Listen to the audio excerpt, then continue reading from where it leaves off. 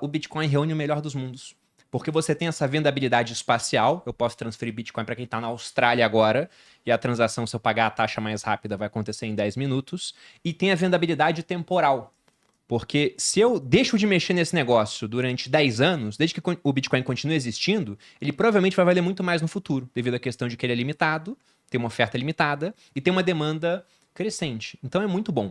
E eu gostei do que você disse, fazendo alusão ao filme A Origem, do DiCaprio. Ele começa o filme falando assim, qual o parasita mais resistente que existe? Mais ou Ele menos fala isso uma que ideia. o Felipe falou De muito fato bem é. aqui. E eu já ouvi Que o algumas Bitcoin pessoas é falando que o talvez Satoshi a maneira Nakamoto... mais eficiente que a gente encontrou até hoje de transportar valor no espaço e no tempo.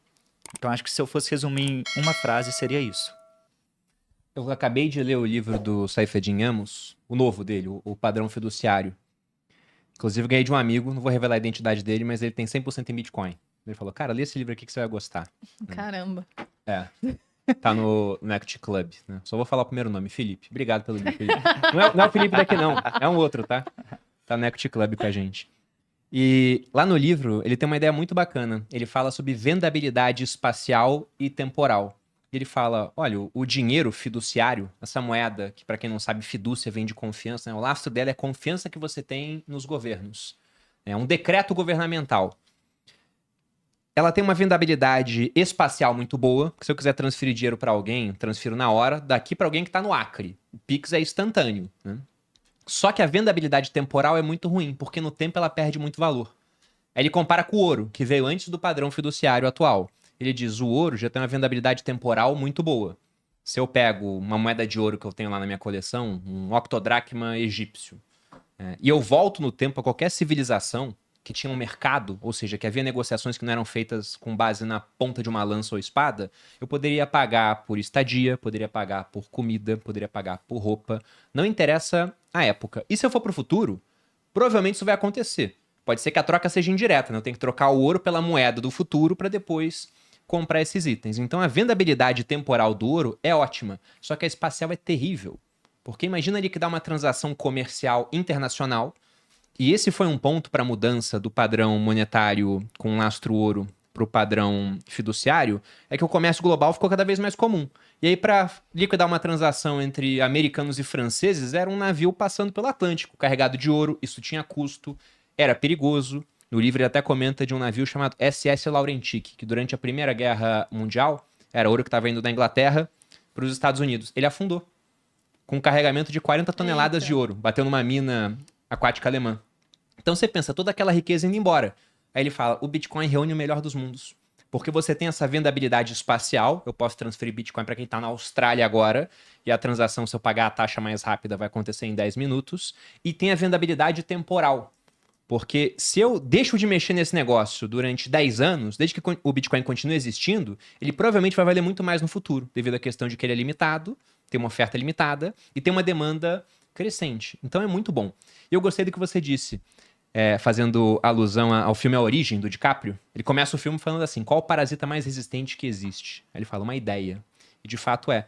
E eu já ouvi algumas pessoas falando que o Satoshi Nakamoto, que é o criador do Bitcoin, ou o grupo que criou o Bitcoin, ele não criou, ele só descobriu.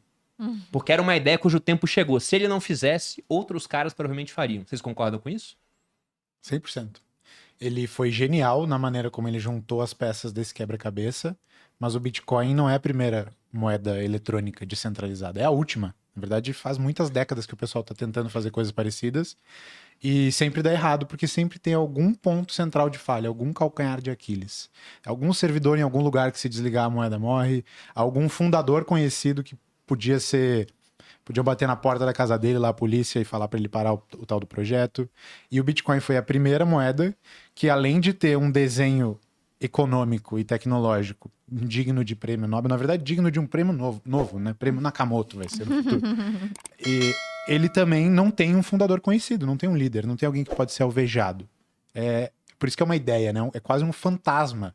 Não tem uma face. Qualquer um pode ser um líder do Bitcoin. Perini, aqui no Brasil, é uma face que muita gente associa quando pensa o Bitcoin. O Fernando Ulrich, várias outras pessoas, lá fora o Saifedean, todos esses podem ser Satoshi Nakamoto e, claro, metaforicamente é que eu tô falando, né? Então, não ter um líder, não ter um ponto central de falha e ter altíssima redundância tornou o Bitcoin um projeto imparável. E é por isso que eu digo que é uma ideia cujo tempo chegou, porque não tem como botar de volta na lâmpada. Você pode não gostar, você pode ter as suas críticas, mas o negócio vai continuar rodando, blocos vão continuar sendo produzidos, transações vão continuar acontecendo, e eu nunca vi um ex-Bitcoiner. Eu vejo pessoas que realizam lucros, mas eu nunca vi alguém que se desconverteu e falou, não, eu quero trabalhar num banco e Bitcoin é coisa do mal. Então, a demanda meio que tende a aumentar com o tempo, e a oferta é limitada. E aí, se você conhece a lei da oferta e da demanda, tire suas próprias conclusões. E até para o pessoal que não entende essa questão da descentralização, além do líder que ninguém conhece, isso é muito significativo, porque vamos lembrar que lá nos idos, se eu não me engano, de 2018, 2019, o Mark Zuckerberg teve a ideia de criar uma moeda do Facebook, que ele chamou de Libra. E na hora, parlamentares do mundo inteiro acenderam um alerta, né? Porque viram, pô, o Facebook, atual Meta, se fosse um país, seria o país mais populoso do mundo. Tinha mais de 3 bilhões de usuários. Aí imagina se eu vou e chego pro Edu da minha equipe e falo, Edu, você quer receber como? Em reais ou em libras do Facebook que todo mundo aceita? E enquanto você transaciona na própria moeda, não tem imposto. O Edu, que é um cara que eu entendo que ele quer maximizar o que vai ficar na mão dele, falaria, olha, acho que parte do meu salário eu posso receber em Libra. Outras pessoas fariam a mesma coisa. Então, se tem menos gente demandando a moeda estatal, vai ser mais difícil ela ter mais valor. Principalmente que eles estão constantemente produzindo mais. O que aconteceu? Chegaram várias cartinhas pro Zuckerberg. Ele foi colocando, né, etapas novas no processo. Até uma hora que ele falou, quer saber? Deixa Dane-se. quieto. Vou fazer moeda nenhuma, não. E deixou criar gado alimentado com cerveja e bolotas, né? Não sei o que ele tá dando pro gado dele lá. Mas por conta disso, ele era um líder, ele foi facilmente alvejado. O Bitcoin, então, tem esse líder que ninguém conhece. Mas como é que funciona mais da descentralização? Por exemplo, como é que funciona o blockchain do Bitcoin pro cara que é leigo? Só um parênteses, Chico, o pessoal que saiu do Facebook, que tinha sido contratado para esse projeto, já devem ter lançado o quê? Uma meia dúzia de moeda em cripto? Já fizeram várias, inclusive, né? Bilhões e bilhões de dólares de valor de mercado do Ganharam time. uma grana. Sim. Saíram de lá, né? Hoje acho que não tem nenhuma grande relevante ainda desses caras, não, né? Fizeram, surfaram no ciclo passado e hoje estão meio... Foram largada. embora. Mas o Bitcoin, a questão da descentralização e da redundância, para você visualizar ela, basta você entender que o Bitcoin é um programa de computador.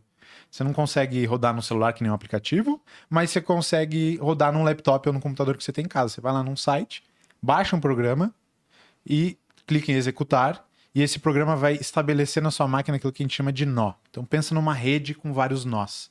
Essa rede já existe, tem vários computadores conectados que baixaram esse programa, e agora você baixou o programa e você virou um nó dessa rede também. E essencialmente o que você está fazendo é se comunicando pela internet com esses outros nós, essas outras máquinas, baixando delas numa maneira par a par, tipo torrent, assim, quem já baixou filme em torrent me entende, a história de todo o registro de todas as transações que já foram feitas com Bitcoin. Então, quando você clica lá e executa esse programa, é isso que você faz. E é isso que é virar um nó. Você vira um registro histórico de tudo que já aconteceu economicamente dentro desse programa, desse sistema de regras, dessa ideia que é o Bitcoin. Então, óbvio, de uma maneira super compactada, essas informações estão na sua máquina e a cada 10 minutos a sua máquina vai conversar com as outras máquinas dessa rede e vocês vão colocar uma linhazinha nova nessa planilha, um pouquinho mais de informação que vai ter as últimas transações feitas em Bitcoin.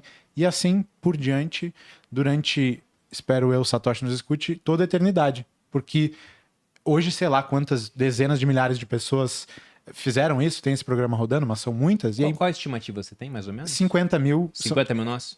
São nós públicos, a gente chama, que a maioria das pessoas deixa escondido, né? Tipo, não se revela, assim. Então, ou usa via Tor, ou coisa do gênero. Então, tipo, você não tem na prática como mandar essas 50 mil pessoas desligarem esse programa.